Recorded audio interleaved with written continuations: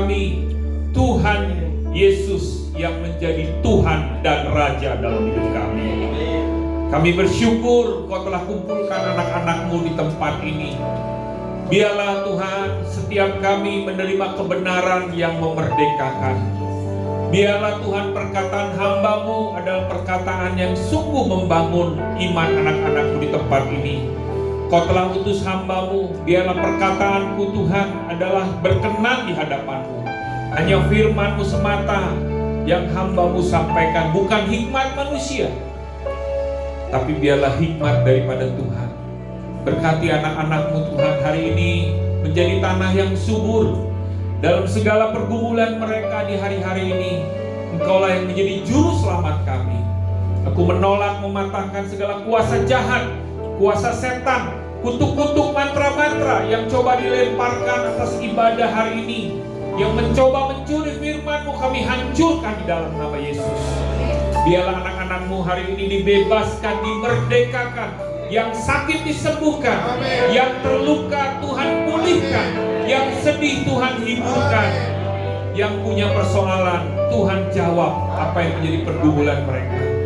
Sampaikan isi hati-Mu, kami siap menerima firman-Mu dalam nama Yesus. Semua yang percaya sama-sama katakan amin. Tepuk tangan buat Tuhan Yesus kita. Silakan duduk Bapak Ibu. Shalom. Luar biasa hari ini, saudara tetap setia. Ya, saya percaya Cilegon itu spesial di mata Tuhan. Amin. Walaupun banyak orang berkata gereja nggak boleh di Cilegon, tapi sekali Yesus tetap Yesus. Amin. Nah hari ini saudara, saya tahu bahwa bangsa ini sudah sedang mengalami goncangan demi goncangan. Tapi puji Tuhan, kemarin demo nggak rusuh di Jakarta. Saya kemarin pulang hari Jumat itu saudara sempat deg-degan juga. Karena apa? Sempat terjadi konvoy, betul nggak? Tapi puji Tuhan kemarin damai. Ya, itu karena kebaikan Tuhan. Amin. Jangan Indonesia ini sudah jatuh ditimpa tangga, dikejar anjing, akhirnya waduh lebih repot lagi, betul nggak? Oh itu sial benar. Nah makanya Bapak Ibu harus berdoa buat Indonesia. Amin. Ya, supaya Bapak Ibu hari ini Indonesia diselamatkan. Saudara ya, keadaan dunia ini bergejolak semua. Tapi kita nggak bisa saudara mengatur dunia ini. Yang bisa punya kuasa itu hanya Tuhan. Ya. Nah hari ini saya rindu saudara, kita ini mengalami kelegaan. Judulnya adalah mengalami kelegaan dari Tuhan. Saya mau tanya saudara, suka yang sempit-sempit apa yang lega saudara? Rumah maunya yang RSSS atau lega saudara? RSSS itu dengan apa? Rumah sangat sederhana, selonjor saja susah. Nah saudara yang terkasih dalam Tuhan, Tuhan itu rindu di hari-hari ini. Walaupun banyak tekanan kiri kanan, kabar yang kurang mengenakan, umat Tuhan dipelihara. Amin saudara. Di Alkitab saudara ada satu bagaimana Tuhan menceritakan mujizatnya. Ketika Mesir mengalami bencana, kena tulah karena keras kepalanya Firaun. Mesir mengalami bencana, 10 tulah Tuhan berikan, tapi orang Israel tinggal di tanah Goshen, diselamatkan. Dan saya rindu saudara, setiap saudara hidup di tanah Goshen. Tanah Goshen ini berbicara mengenai pemeliharaan pertolongan Tuhan. Bagaimana Tuhan mendatangkan kelegaan dalam hidup kita. Saya kemarin saudara pas waktu liburan ya, kalau di hotel di mana di sini di Cilegon itu kan lega-lega ya. Saya saudara liburan kemarin ke Jepang saudara. Itu hotelnya itu ukuran 2x4 kali. Jadi sebutnya ini hotel senggol. Saya dengan istri saya aja saudara, itu kecil sekali saudara. Ya di sono kan mahal-mahal, betul nggak? Ukurannya saudara, aduh, saya bilang, ya mana kamar mandi juga kecil saudara ya. Nah gara-gara hotel senggol ini saudara, saya kadang jadi marah-marah juga sama istri karena sempit saudara ya. Bayangin hotel saya cuma hanya ukuran 2x4 kali saudara. 2x4 berarti 8 meter ya. Udah ada kamar mandi di dalam, kamar mandinya juga cukup nggak nyaman. Ternyata saudara yang sempit gitu tuh nggak enak. Tuhan mau kita yang kasih yang lega. Amin. Karena firman Tuhan, kita akan mengembang ke kanan dan ke kiri. Itu janji Tuhan, saudara. Nah, gereja GBWTC Cilegon, saya percaya Tuhan akan memberikan kelegaan. Tepuk tangan buat Tuhan Yesus. Kalau saudara mau, kita baca ayatnya ya. Saudara nggak usah baca di handphone, karena kadang di handphone itu banyak godaan. Lagi ibadah, kita buka Alkitabnya, tiba-tiba ada seliweran di Instagram, kan jadi buka. Nah, lebih baik buka aja. Saya sengaja, saudara, Alkitab sekarang saya tunjukin di depan. Jadi yang scroll handphone, saya tahu itu nggak lagi dengar firman, menghakimi. Oke, kita buka dulu di dalam Kisah Para Rasul 3:19 sampai 21. Ayo kita baca sama-sama. 1, 2, 3. Karena itu, supaya dosamu dihapuskan, agar Tuhan mendatangkan waktu kelegaan dan mengutus Yesus yang dari semula diuntukkan bagimu sebagai Kristus. Kristus harus tinggal di sorga sampai waktu pemulihan segala sesuatu, seperti yang difirmankan Allah dengan perantaraan nabi-nabinya yang kudus di zaman dahulu. Nah saudara, ayat ini kalau saudara membaca, saya kalau khotbah saya bagikan background ayat ini, konteksnya bagaimana supaya saudara nggak disesatkan juga. Saya nggak mau comot-comot ayat lalu saya sampaikan ke jemaat. Ini adalah khotbah Petrus di Serambi Salomo di Bait Allah pada waktu itu, ketika Yesus sudah naik ke sorga, ya, di hari Pentakosta. Saudara tahu arti Pentakosta? Penta itu 50. Ya memang ada 2 Pentakosta. Jangan ngomong 2 gereja Pentakosta ya. Tapi ini 2 Pentakosta. Pentakosta pertama itu adalah tradisi Yahudi. Ya. Itu hari ke-50 di mana mereka, saudara, akan memasuki musim semi atau musim tanam. Di mana hujan awal itu dicurahkan. Itu Pentakosta. Makanya saudara, mereka itu kan ada namanya fase tradisi budaya Yahudi. Mereka pertama memasuki masa Paskah. Apa itu masa Paskah? Masa Paskah itu adalah kurang lebih di bulan 3 ya, atau bulan 4 itu mereka akan memasuki dari musim dingin memasuki musim semi. Kalau sekarang orang Cina itu orang Tionghoa apa namanya? Imlek ya. Imlek itu kan begitu kan? Kalau di Indonesia kan musimnya hanya 2, betul nggak? Musim apa? Kemarau dan hujan.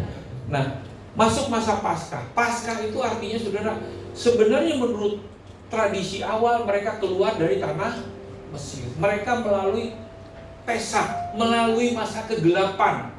Musim dingin kan gelap, betul nggak? Mereka memasuki musim semi. Nah, tetapi Paskah menurut orang Kristen firman Tuhan itu adalah berbicara tentang pengorbanan Yesus di kayu salib. Lalu saudara memasuki Yesus sudah bangkit di hari ketiga dan 40 hari Tuhan menunjukkan dirinya kepada murid-muridnya. Lalu saudara, sebelum Yesus naik ke sorga di hari ke-40 dia berkata, kamu jangan pergi meninggalkan Yerusalem, karena di hari Pentakosta, di hari ke-10 akan Tuhan curahkan Roh Kudus. Kalau secara bahasa jasmaninya itu hujan awal. Nah, pada waktu itu saudara, menurut tradisi orang Yahudi, kalau masa Paskah dan Pentakosta, mereka dari seluruh dunia saudara berbondong-bondong ke Yerusalem.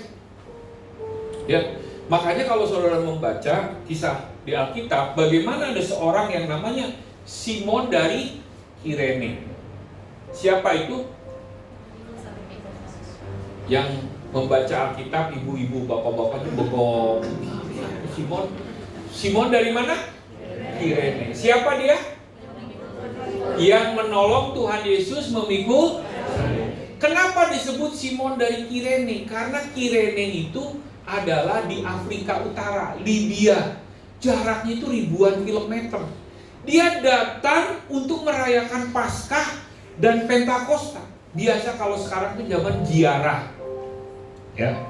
Kalau tetangga kita sebelah, ya, mereka ada namanya musim haji, betul nggak? Berapa hari itu? 40 hari mereka, betul nggak? Ngerayain Idul Adha atau Idul Haji, betul nggak? Mereka ziarah dari seluruh dunia, orang Yahudi datang berdoa. Mereka menanti-nantikan keselamatan itu, saudara. Nah, Kita tahu saudara, bahwa setiap orang itu membutuhkan juru selamat, betul nggak? Termasuk saya dan saudara. Bukankah hari-hari ini kita butuh diselamatkan, betul nggak? Saudara mau nggak diselamatkan hari-hari ini? Nah, khotbah ini penting sekali. Rasul Petrus sudah berkata, kalau engkau ingin diselamatkan, engkau harus pertama itu apa? Sadar. Supaya kita mengalami kelegaan, saudara harus sadar. Sama-sama, ayo kita ngomong sadar. Karena banyak orang sekarang hilang kesadaran. Apa itu hilang sadar itu? Contoh ya, kita punya kebiasaan buruk. Udah tahu itu buruk, tapi nggak sadar-sadar. Saya mau nanya, rokok itu buruk atau baik? Ada dulu ya, papi saya kan merokok Jisamsu. Dia ngomong begini, ini Jisamsu ini bisa menyembuhkan batuk. Jadi papi saya ini nggak sadar-sadar, saudara. Makanya saudara, papi saya ini meninggalnya kena kanker paru-paru. Ya. Karena saudara ya, saya bukan nakut-nakutin. Dia tuh udah kayak kereta api. Dari terbit matahari bukannya memuji Tuhan, sampai terbenam, sampai subuh, yang dia lakukan rokok. Jadi kalau lagu sekolah dari terbit matahari gitu ya, sampai pada masuknya, biarlah nama Tuhan dipuji. Kalau papi saya dari terbit matahari sampai terbenamnya ngudut terus, saudara. Ya. Nah, ini bapak-bapak yang masih merokok yang jawab ibu-ibu. Sadar, betul nggak? Saudara harus ngerti, saudara, rokok itu bikin miskin. Coba orang terkaya di Indonesia siapa? Keluarga Hartono yang punya rokok kudus. Betul nggak? Pilih rokok kudus apa roh kudus? Rokok kudus itu menjadi keluarga terkaya di Indonesia. Keluarga Jarum yang punya BCA. Itu BCA itu yang punya pemilik rokok kudus. Kita harus sadar itu jelek. Kenapa saudara kita kadang menjadi lebih miskin? Karena nggak sadar-sadar. Ada hal yang sebenarnya kebiasaan buruk itu membuat kita saudara menjadi lebih miskin, tapi kita tetap di situ. Makanya Rasul Petrus berkata, sadarlah. Ya. Termasuk ibu-ibu juga. Nah, tadi kan bapak-bapak, sekarang giliran harus sadar. Bagaimana caranya hidup ini saudara mempunyai tujuan? Karena firman Tuhan begini, coba baca sama-sama yuk. 1, 2, 3. Bila tidak ada wahyu, menjadi-lialah rakyat, berbahagialah orang yang terpegang. Saudara perhatikan, kata wahyu ini sebenarnya bahasa Inggrisnya adalah vision atau visi. Seorang suami atau istri yang tidak punya tujuan dalam hidupnya, tidak sadar, maka saudara dia akan menjadi liar. Dia nggak ngerti bagaimana caranya mengelola keuangan. Ya, ibu-ibu harus punya tujuan, bapak-bapak harus punya tujuan. Bagaimana yang terbaik buat anak-anak, buat keluarga. Makanya saudara ya, berapapun penghasilan saudara hari-hari ini, saudara harus bawa kepada Tuhan. Berikan tujuan di dalam hidupmu. Karena begini ya, banyak sekali orang Indonesia ini jatuh miskin karena ketidaksadaran. Karena punya kebiasaan buruk. Ya, contoh misalkan ya, saya lihat ada pembantu, anaknya itu suka sekali makan permen, terus dia suka minum kopi saset. Saya bilang, kamu jangan minum kopi saset. Kenapa? Itu berbahaya. Itu bisa diabetes loh. Betul nggak?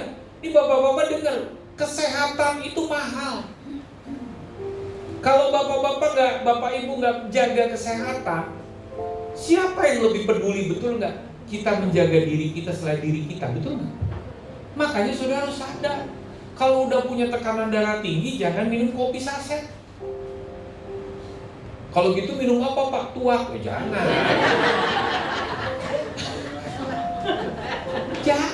betul nggak? Malah pergi ke Lapo, ya habis Pak Immanuel nggak boleh minum kopi saset, udahlah jaga, ganti kesehatan, jaga diri kita, betul nggak? Saya Bapak Ibu ya, saya belajar menjaga kesehatan karena mahal kesehatan. Tiap hari saya olahraga, tiap hari saya olahraga, saya sempatkan diri saya. Saya belajar dari gembala saya juga.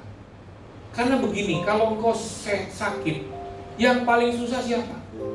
Bukan Pak Yuda. Ini susah sendiri, betul nggak? Makanya kita harus sadar gimana. Karena kalau orang sakit, saudara, itu berpengaruh kepada orang lain dan terutama kepada saudara. Kemarin saudara, saya punya teman kena stroke. Saya bilang, usia kamu berapa? Usianya baru 45, kena stroke. Coba. Makanya yang udah ada tekanan darah tinggi, jangan lupa minum obat tiap hari. Murah kok. Siapa di sini yang punya darah tinggi? Minum Almodipin nggak tiap hari? Minum. Jangan pernah lepas dari situ. Itu menjaga kesehatan. Saudara harus sadar. Kalau saudara sadar, saudara punya tujuan. Bagaimana keluargamu itu ditata, ya? Kita harus mengerti, saudara, anak-anak kita ini ke depan akan menghadapi tantangan yang lebih besar. Makanya Bapak Ibu, kalau punya anak, harus sadar juga anak-anak ini gimana. Sediakan waktumu untuk mendidik, mendorong anak-anakmu. Kalau ada ujian, dampingi. Saya, saudara, dulu ya, secapek-capeknya saya pulang kerja, saudara, anak saya besok ulangan, istri saya itu luar biasa. Kalau kami pulang tuh dulu setengah 8 malam, jam 8. Yang pertama kali istri saya lihat itu, mana agendanya? Nah, namanya anak kecil, saudara, dulu itu kadang nggak peduli dengan PR, betul nggak? Tiba-tiba mau pakai piyama aja mau tidur, betul nggak? Tunggu, mana agenda? Ternyata saudara agendanya tugas ini, langsung saya ngomel, enak aja kamu duduk sini, kerjain ini PR, mana PR-nya? Wah, sambil nangis-nangis, kerjain, pokoknya nggak boleh tidur, capek nih, nggak tidur siang, makanya saya omelin. Kalau pulang sekolah tidur, jadi bisa kerjain PR, malah main sepeda, ayo tetap terjaga. Akhirnya selesai sudah kita doain. Banyak anak gak mau sekolah, kenapa coba? Karena orang tuanya gak mendampingi. Saya tanya ya, ada seorang anak, kenapa kamu gak sekolah? Iya Pak, habis saya dimarahin oleh guru, kenapa? Gak ngerjain PR. Kenapa kamu gak ngerjain PR? Ya habis saya gak bisa ngerjain Pak. Nah ini orang tua ini harus hadir bersama anak-anakmu. Jangan sampai anak gak mau sekolah. Kalau anak gak mau sekolah, siapa yang repot coba? Kalau anaknya O2N, siapa yang repot? Tahu O2N? Makanya bapak-bapak, kalau malam itu jangan ngelayap. Perhatiin anak-anakmu. Bener nggak? Kita harus lihat anak-anak kita. Karena masa depan anak kita adalah masa depan kita juga. Kita harus sadar. Saya puji Tuhan, saudara. Anak saya dua-duanya bekerja sekarang. Tapi saya juga ngomong ke istri saya, nih, kita ini anak-anak udah bekerja, tapi saya nggak mau anak-anak saya itu menjadi generasi sandwich. Tahu nggak generasi sandwich? Banyak saudara anak-anak itu kasihan sekarang, karena harus menanggung orang tuanya nggak punya duit, akhirnya ditanggung oleh anaknya harus nanggung anaknya lagi. Jadi mereka digencet. Nah kita harus mengelola uang kita, harus sadar. Nggak selamanya kita bisa bekerja. Makanya kita harus nabung. Kita harus hidup hemat. Mengelola keuangan, itu namanya kesadaran. Coba, saudara pilih mana? Kalau tua, bangkrut, atau kaya? Kok jawabnya lemes begitu? Pilih mana saudara? Kalau sudah tua, bangkrut, jangan kaya lah. Saudara pilih cukup atau bangkrut? Tapi berita kurang baiknya Bapak Ibu ya, ini survei, yang survei bukan saya, Kompas melakukan survei, 93% orang Indonesia di usia pensiun, di usia 60 mengalami kebangkrutan. Ini 93%. Bukan Pak Immanuel yang ngomong. Kalau saya tunjukin buktinya iya. Di usia 60 dia gak punya duit. Nah kenapa? Karena gak punya kesadaran.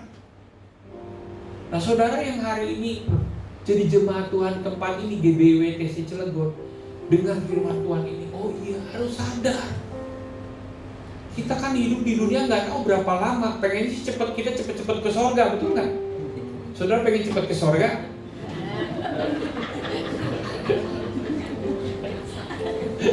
Biasa aja Pak, saya pengen di bumi. Ya bagus dong, betul nggak? Karena Tuhan bisa mendatangkan kerajaan sorga di hidup kita, betul nggak? Datanglah kerajaanmu, jadilah kehendakmu di bumi. Jadi walaupun saudara di bumi, saudara seperti di sorga. Bagaimana Pak? Ya harus sadar, betul nggak? Uang yang kita peroleh hari ini jangan dihabiskan semua. Jangan betul-betul, oh ini uang ada lebih nih, mari kita ke mall. Jangan.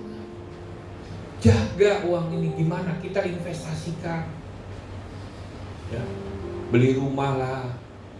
Jangan dari dulu sekarang sampai selamanya kontraktor. Betul nggak? Saya punya anak rohani saudara, saya ngomong, Pak, saya ini udah ada uang lebih nih Pak, ada mau launching nih beli rumah. Saya bilang kamu jangan beli launching rumah baru mahal. Jadi maksud Pak Im gimana? Yang second aja, yang penting statusnya jelas, hak milik udah jelas, kamu ngajuin KPR. Oh gitu ya Pak, tapi itu rumah baru, nggak, jangan, saya bilang. Akhirnya dia ngambil rumah yang lama. Puji Tuhan, KPR-nya disetujui. Terus dia cerita, waduh Pak, ternyata untung saya taat sama Pak Immanuel. Kenapa? Kalau dulu Pak, saya ngambil yang baru Pak, waduh cicilannya berapa, sekarang lagi kondisi sepi begini.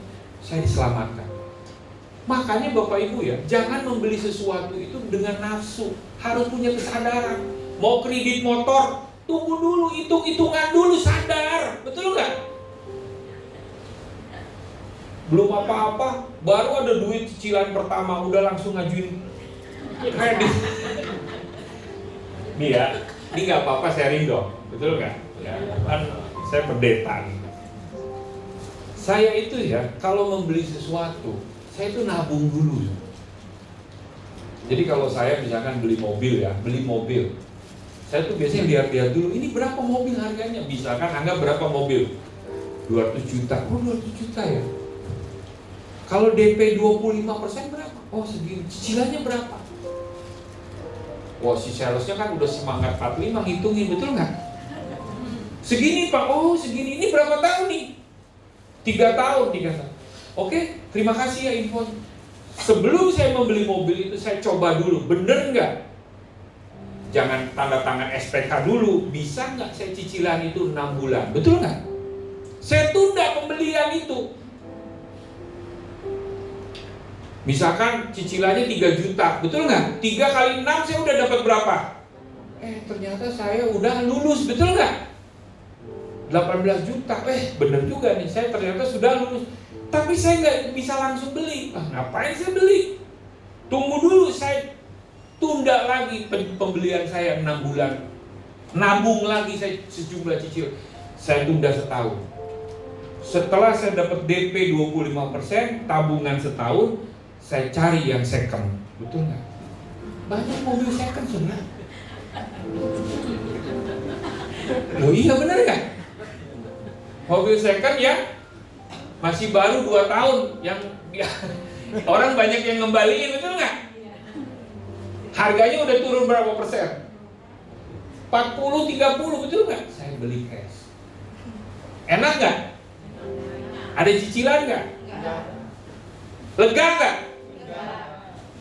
Karena gini saudara, bayar cicilan kredit itu kayak dikejar anjing gila. Betul nggak? Iya kan? Makanya harus sabar. Saudara mau didatengin debt collector atau didatengin malaikat? Atau didatengin Pak Yuda?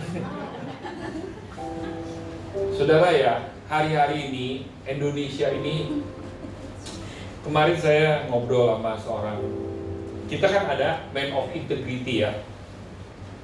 Materi trainingnya sudah ada Pak Yuda, ntar saya bagiin kalau mau bikin pemuritan. Ini cowok-cowok nih, bapak-bapak semua dikumpulin, puji Tuhan saudara. Karena sekarang MOI itu di bawah saya, yang datang bapak-bapak 40 tahun, 40 orang kumpul pemuritan. Angkatan pertama saya muritin. Wah, dimuritin, dia cerita, waduh Pak, saya ini sudah kecewa sama istri saya. Kenapa kecewa? Istri saya membohongin saya, Pak. Kenapa? Istri saya terlibat pinjol. Terus kenapa kamu kecewa? Pinjolnya buat apa? Ya pinjolnya buat sehari-hari. Terus kenapa kamu kecewa sama istri kamu? Ya dia pinjol Pak. Pinjolnya untuk apa? Untuk kamu juga kan? Iya. Ya terus kenapa kamu marah? Harusnya kamu harus ngasih cukup kepada istri kamu. Wah, kita sharing, kita doakan. Tapi saudara ya, kenapa istrinya bisa pinjol? Karena suaminya nggak sadar bahwa kebutuhan cabai itu naik. Uang sekolah, banyak suami-suami nggak sadar loh. Makanya ibu-ibu ya kalau ke pasar tuh ajak suami, sekilo, daging berapa? Jangan pengen dimasakin daging, uang belanjanya dikasih tempe atau apa. Saya itu ya, ini pendeta hamba Tuhan, istri saya belanja ke pasar, saya dampingi. Saya tanya ini berapa nih? Jadi saya tahu, oh ternyata mahal ya. Betul nggak ibu-ibu? Betul. Semangat gak kalau ditemenin suami lu? Supaya suaminya tahu harga cabai itu mulai akibatnya isinya pinjol karena nggak bisa cukup. Saya tanya istri kenapa? Ya, gimana kita bisa makan? Ya, saya tidak saling menyalahkan. Ini masih dalam proses pendamaian. Tapi saudara, sebelum itu terjadi, ayo suami istri itu harus sadar. Betul nggak? Saya tuh kadang bingung ya, Indonesia ini kita berdoa untuk pemerintahan. Karena negara kita ini lebih besar pasak daripada defisit terus anggaran.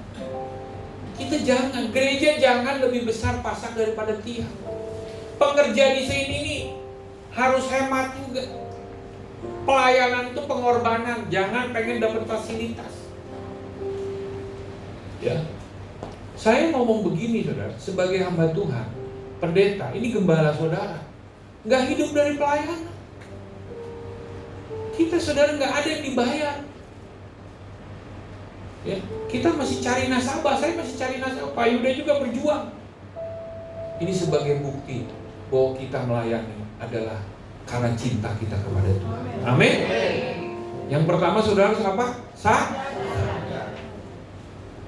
Ayo pulang dari tempat ini, suami-suami harus cari tahu nih, emang yang duit yang saya kasih berapa? Segini. Emang untuk belanja berapa? Minyak goreng berapa? Sekarang minyak goreng udah mahal loh. Bapak-bapak tahu nggak 2 liter berapa? 2 kilo. Nah, harus. Tuh ibu-ibu berteriak. Cari tahu. Maksudnya gini, ya udahlah rebus-rebusan. Mau nggak Pak makan rebus-rebusan? Udah nih mulai sekarang rebus-rebusan aja semua. Supaya apa? Supaya hematnya sudah nggak apa-apa, lebih sehat, betul nggak? Tapi jangan ngomel gitu ya. Oke? Ya, berikutnya saudara. Yang berikutnya adalah saudara harus bertobat. Markus 1 ayat 15. Ayo kita baca sama-sama yuk. 1, 2, 3. Katanya waktunya telah genap, kerajaan Allah sudah dekat. Bertobatlah dan percayalah kepada Injil. Saudara perhatikan, di hari-hari ini saudara, hanya kerajaan sorga yang bisa menolong kita. Amin. Gak ada yang lain. Kita butuh juru selamat. Saudara ya, saya ini pas waktu kecil suka membaca komik.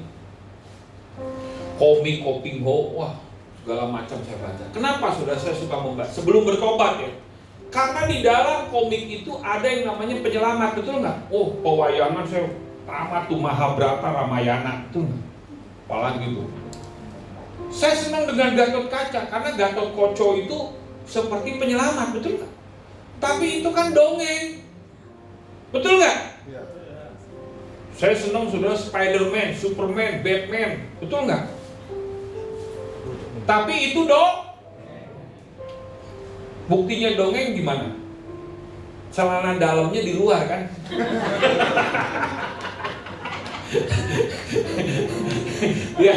lihat Batman sama Superman gimana?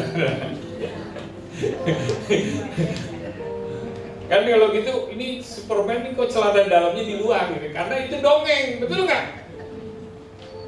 Yang bukan dongeng itu siapa? Tuhan Yesus.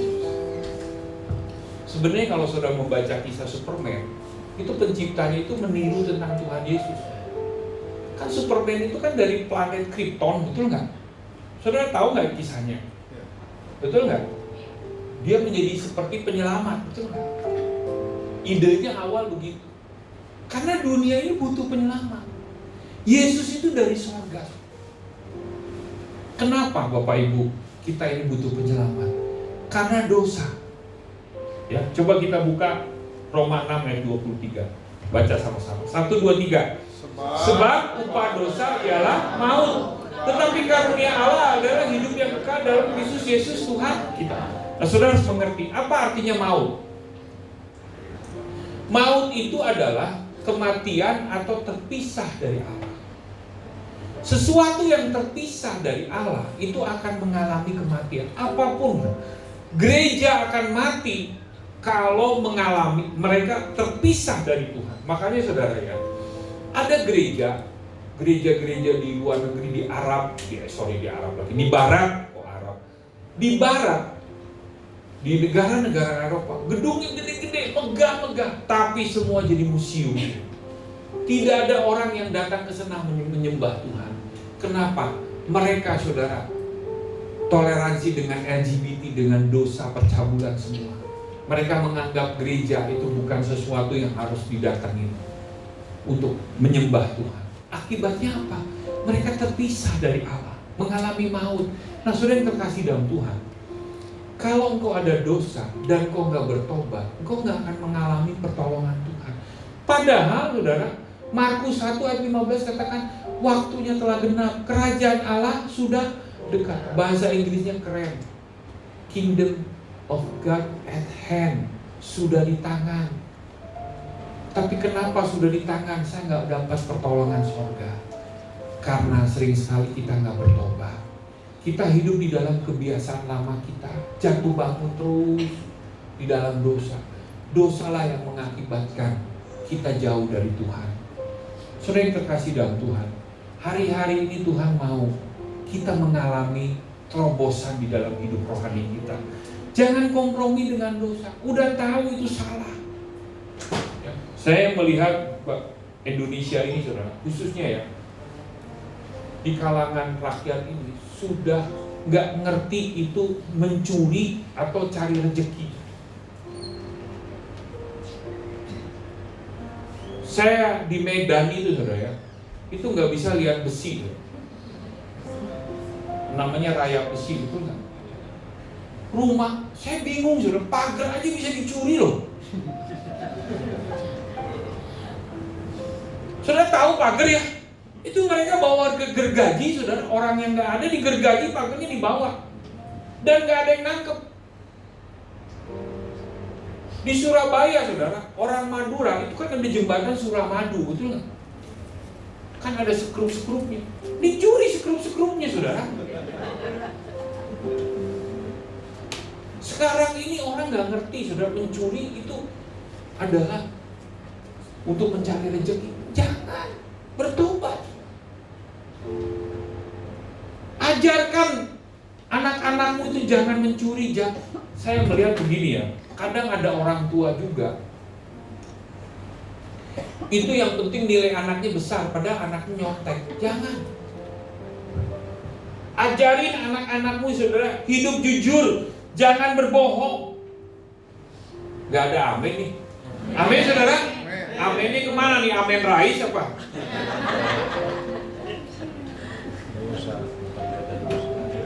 Jangan mengucapkan saksi. Itu dimulai dari bapak-bapak. Bapak-bapak jangan sembarangan ngucapin saksi dusta. Isinya nelpon, "Pak, di mana Pak? Lagi lembur." Taunya sudah dilapok tua. Itu nggak boleh. Bertobat, betul nggak? Saya bersyukur saudara kalau hari ini di pusat itu ada namanya kelas parenting ya. Kelas parenting itu pendidikan, bagaimana kita mendidik anak. Nah, di kelas parenting itu ada yang namanya saudara peran ayah. Ternyata ayah ini saudara ya.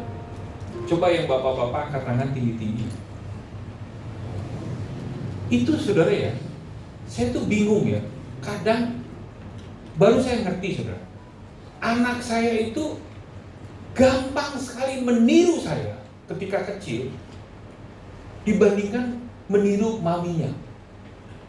Padahal anak saya perempuan tuh anak saya tuh perempuan dua-duanya.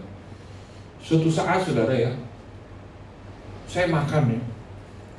Pas waktu makan, saya angkat kaki saudara ke tangan. Karena saya lihat papi saya begitu kan.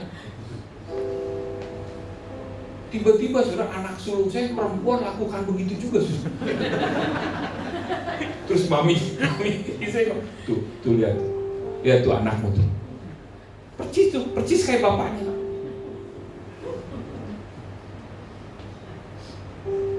Terus akhirnya saya ikut kelas. Oh ternyata saudara, figur bapak itu lebih dominan terhadap anak. Kalau bapaknya itu gampang ucapin saksi dusta kepada ibunya, itu akan ditiru oleh anak. Dia juga akan berbohong. Nih dengar bapak-bapak ya. Nih bapak-bapak dengar, kalau engkau sering mengebohongin istrimu, gak heran suatu saat anakmu akan berbohong. Suatu saat saudara ada orang tua ngomong saya, "Pak, gimana Pak? Saya gak kecewa dengan anak saya." "Kenapa Pak?" "Saya kuliah anak saya di luar kota. Tiap bulan saya kasih uang kosnya, uang makan. Tiap semester saya kasih uang kuliahnya. Ternyata dia ngebohongin saya Pak. Saya pikir dia sudah wisuda Pak. Ternyata boro-boro wisuda Pak, udah punya anak."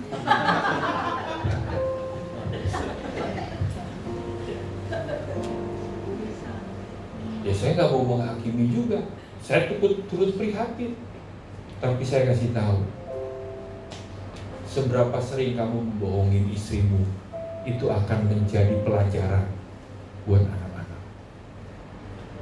Ibu-ibu juga sama. Ini sekarang tadi kan bapak-bapak. Saat ini ya. Jadi bapak-bapak sekarang saya bela.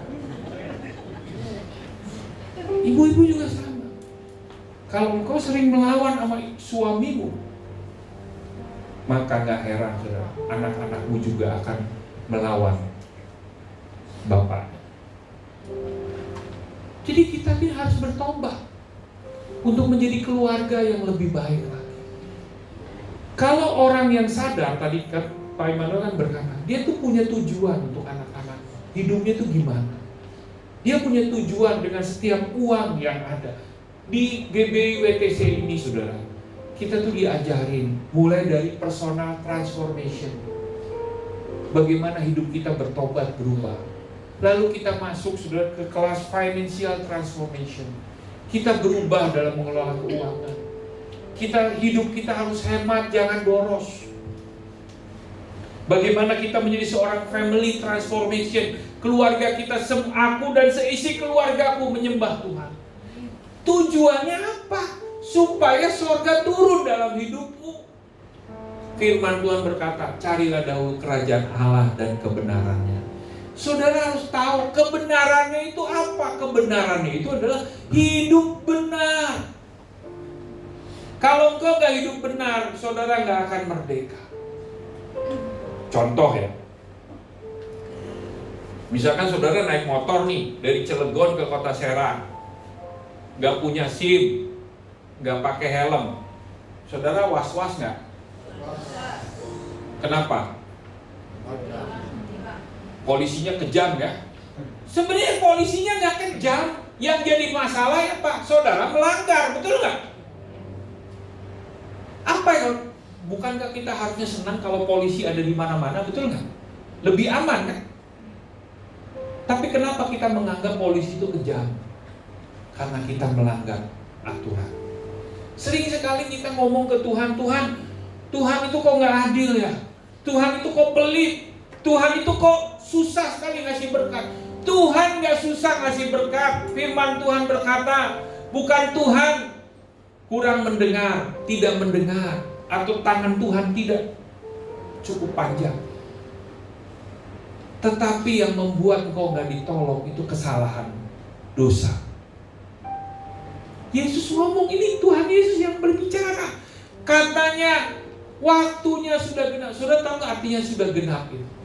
Artinya saudara, sudah tiba. Kerajaan Allah itu sudah dekat.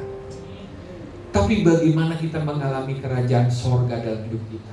Kita harus bertobat, percaya kepada Injil, amin. Jangan mau saudara.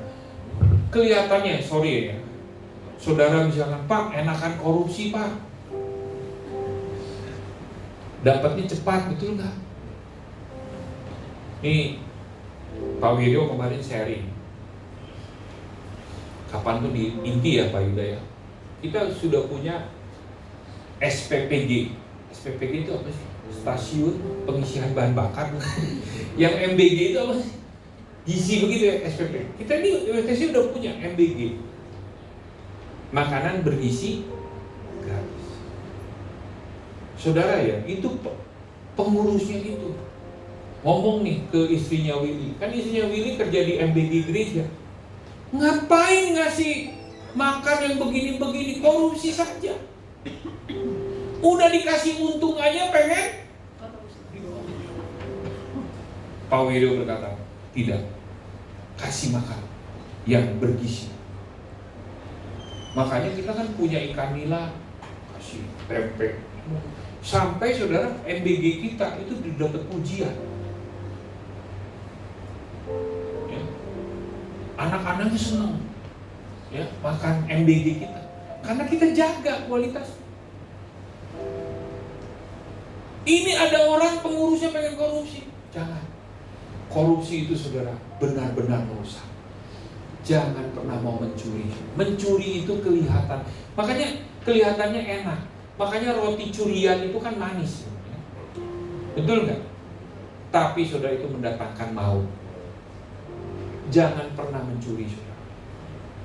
Hiduplah di dalam kejujuran. Berkat Tuhan. Saya selalu ngomong ke anak saya.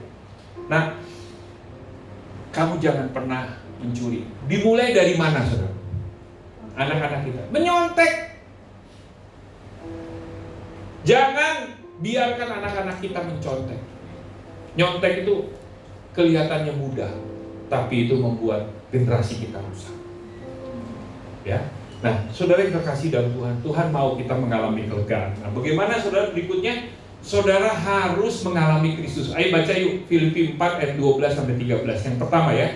1 2 3. Aku tahu apa itu kekurangan Dan aku tahu apa itu kelimpahan dalam segala hal dan dalam segala perkara. Tidak ada sesuatu yang merupakan rahasia bagiku, baik dalam hal kenyang maupun dalam hal kelaparan, maupun dalam hal kekurangan. Segala perkara dapat kutanggung di dalam Dia yang memberi kekuatan kepada.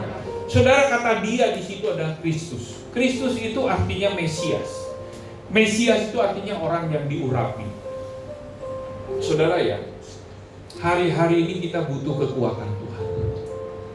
Rasul Paulus itu berkata, aku tuh gak pernah ngalami namanya kurang, kelimpahan.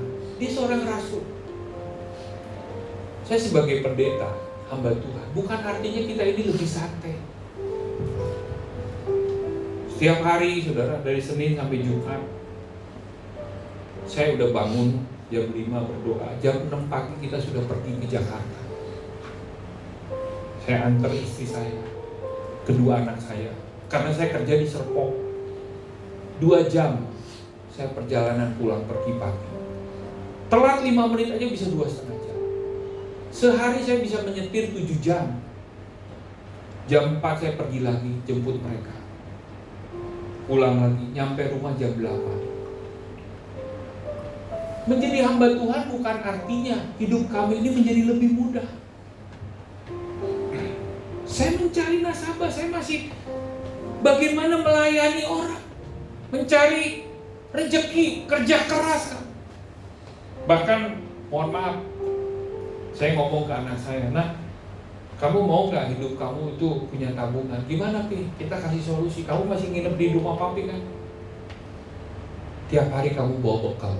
Anak saya tiap hari bawa bekal makan, Senin sampai Kamis. Hari Jumat dia bilang jangan bekal lah Pi. Hari Jumat biasanya kan istirahatnya lebih.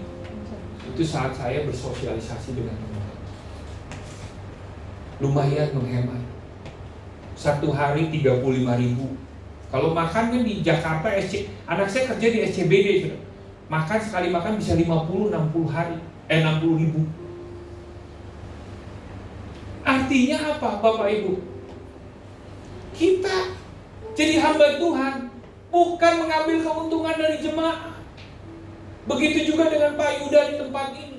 Dia sudah memberikan teladan. Dia masih mencari rezeki juga dengan caranya dia. Karena kita mengasihi Tuhan, kita menjadi teladan. Ya. Rasul Paulus mengerti ini. Dia tahu artinya kelimpahan. Dia tahu artinya kekurangan. Kita semua di pusat GBWTC, termasuk gembala, semuanya bekerja. Ini Willy nih kerja di HOB, kerjanya dari mana? Dari subuh ke subuh. Karena sekarang HOB itu udah 3 shift.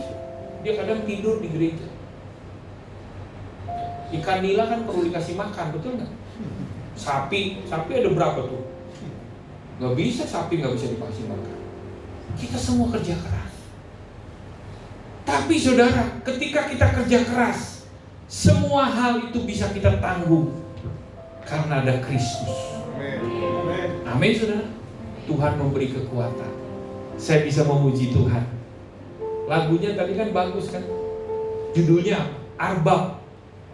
Yang tadi itu lagu Batak. Iya kan? Artinya rebana. Saudara memuji Tuhan dalam segala keadaan kita. Ya. Anak Tuhan jangan menjadi pribadi yang gampangan. Kita harus berjuang dengan Tuhan Yesus. Tuhan Yesus sudah memberi teladan. Dia taat sampai mati di kayu salib. Jadi jemaat Tuhan, jangan cengeng, jangan bentar-bentar ngeluh. Tadi saya sharing saudara, dalam perjalanan ke Cilegon, Willy berkata, kita banyak tantangan, gereja kita banyak tantangan. Tapi kalau ngeluh terus, itu jadi toksik, jadi racun. Betul nggak? Lebih baik kita mengucap syukur. Saya tiap hari selalu ngajak anak saya mengucap syukur. Saya masih ingat saudara, ketika anak saya lulus saudara, cari pekerjaan. Cari pekerjaan susah apa gampang? Sekarang dia ngelamar satu perusahaan. Yang melamar saudara tahu nggak, untuk 72.000 orang. Anak saya masuk 50 besar. Dari 72.000 tes 3 sisa 50. Sudah sisa 50, puji Tuhan, betul nggak? Dan yang diterima 26. Dan puji Tuhan anak saya nggak diterima.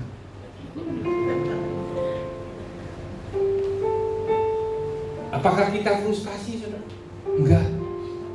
Kita berdoa sama Tuhan. Gak semuanya happy ending. Jadi hamba Tuhan, anak Tuhan gak semuanya harus happy ending. Karena Tuhan mengajarkan kita hidup dalam kasih karunia. Tapi yang puji Tuhan luar biasa, ketika kami mengucap syukur, walaupun anak saya nggak diterima, tiba-tiba saudara, dulu anak saya pernah magang di satu tempat, dia telepon atasannya, kamu mau nggak kerja? Saudara, tanpa tes anak saya bisa diterima. Bukankah itu kebaikan Tuhan? Tepuk tangan dulu buat Tuhan. Jadi kalau hari ini saudara mengalami kesusahan apapun, saudara mau puji Tuhan. Ya, apapun itu saudara alami, ya. Kemarin kita sharing, ya, dengan istrinya Willy nggak ada karena rapat cerita-cerita, gitu. Mertuanya Willy, ya nggak apa-apa saya cerita. Gak gampang orang tua mengalami demensia, saudara. Ada nggak nih orang tua di sini, saudara punya orang tua demensia? Demensia itu pikun, betul nggak? Gak mudah. Mami saya saudara pikun, saudara, kena stroke pikun. Bertahun-tahun kita saudara bekerja sama bagaimana mengurus orang tua. Saya ngomong ke kakak saya, dulu mami mengurus kita 4 bersaudara, dia bisa melaluinya. Sekarang kita anaknya mengurus satu mami. Kita harus bersuka cita, walaupun mami demensia, pikun. Kita harus berjuang sampai akhirnya Tuhan panggil. Tapi saya bersyukur, saya bisa memberi teladan kepada anak-anak saya. Saya sudah melakukan bagian terbaik sebagai anak kepada orang tua. Tuhan tidak menjanjikan langit selalu biru. Seperti lagunya, betul nggak? Ada lagunya kan? Tapi Tuhan berjanji, Dia akan menolong kita. Ini adalah waktu kelegaan. Bagaimana? Kau harus sadar. Setiap uang yang kau terima, pekerjaan yang kau terima, ucapkan syukur. Lalu kau harus bertobat. Ada dosa-dosa, karena dosa itu saudara memisahkan kita dari Tuhan, membuat kita sudah terusir dari kerajaan surga. Kalau kau bertobat, alami Kristus, pribadimu itu berubah, transformasi. Jangan hidup dengan dosa, hiduplah seperti Kristus, memiliki pikiran dan perasaan seperti itu. Ayo kita baca sama-sama. 1, 2, 3. Hendaklah kamu dalam hidupmu bersama menaruh pikiran dan perasaan yang terdapat dalam Kristus. Amin, saudara. Kita bangkit berdiri. Kita akan pujian tadi. Tuhan tak pernah berjanji. Saya minta singer dan pemain musik, saudara, teduhkan hatimu selalu di hadapan Tuhan. Haleluya. Saya minta singer nyanyikan lagu ini. Baik kan? Tuhan tak pernah janji langit selalu biru, tetapi Dia berjanji selalu menyertai. Tuhan tak pernah janji jalan selalu rata, tetapi Dia berjanji berikan kekuatan. Jangan pernah menyerah, jangan berputus asa. Pujikan Tuhan ada saat hati menyembah. Jangan pernah menyerah, jangan berputus asa. Pujikan Tuhan ada bagi yang setia dan percaya. Sekali lagi katakan haleluya.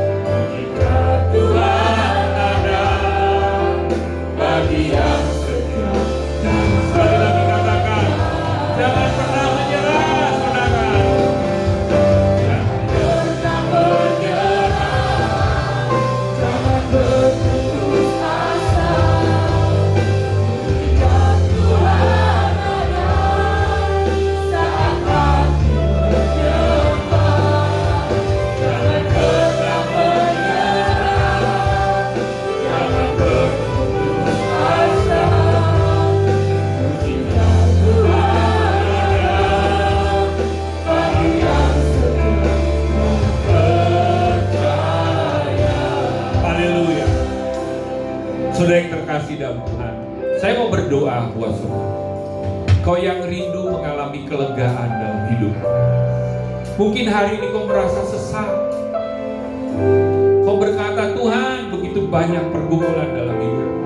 Tapi percayalah, kerajaan Allah sudah dekat dalam hidup. Bertobat dan percaya kepada Injil. Hidup di dalam kebenaran Tuhan. Saya mau berdoa buat Tuhan. Angkat tanganmu di hadapan Tuhan. Supaya hari ini kau mengalami kelegaan. Tuhan, ini kami orang berdosa. Kami tahu Tuhan, banyak perkara di hari-hari ini yang kadang kami putus asa, kami mau menyerah. Tapi hari ini Tuhan, kami mau memiliki pikiran dan perasaan seperti Kristus. Engkau tidak pernah menyerah, tapi Engkau taat sampai mati di kayu salib untuk menggenapi rencana Tuhan. Dan hari ini Tuhan, kami mau serahkan hidup kami. Berkati anak-anak-Mu Tuhan yang mengalami pergumulan. Kalau mereka Tuhan membutuhkan terobosan dalam bisnis usaha mereka, Tuhan yang membuka jalan. Bukankah Tuhan adalah jalan kebenaran dan hidup? Kalau mereka mengalami sakit hari-hari ini, Tuhan sembuhkan dalam nama Yesus. Kalau hari ini mereka membutuhkan keturunan, mereka membutuhkan pekerjaan, Tuhan, dalam nama Yesus. Bisnis apapun, Engkau adalah Yehova Jireh dan Yehova Rafa, Allah yang menyediakan dan penyembuh bagi kami. Berkati anak-anak-Mu, Roh Kudus jamah hidup mereka, urapi mereka. Tuhan berikan kekuatan, penghiburan, mulut yang penuh dengan puji-pujian Tuhan. Terima kasih Bapa, terima kasih. Terima kasih buat siang hari ini. Hamba-Mu sudah selesai, tapi Roh Kudus akan terus berkarya dalam hidupmu. Roh Kudus yang akan menjadi penolong dalam hidupmu. Dan tiba saatnya kami pulang dan berpisah. Kami siap untuk menerima berkat yang terbaik. Angkat kedua tanganmu tinggi-tinggi di hadapan Tuhan. Terimalah berkat yang terbaik dari Bapa di sorga. Diberkatilah hidupmu, diberkatilah pekerjaan, usaha dan keluarga pelayananmu. Dan biarlah cinta kasih dari Tuhan Yesus Kristus, persekutuan yang manis daripada Roh Kudus, menyertai mulai dari sekarang sampai selama-lamanya. Semua yang percaya sama-sama katakan amin. Selamat hari Minggu, Tuhan Yesus.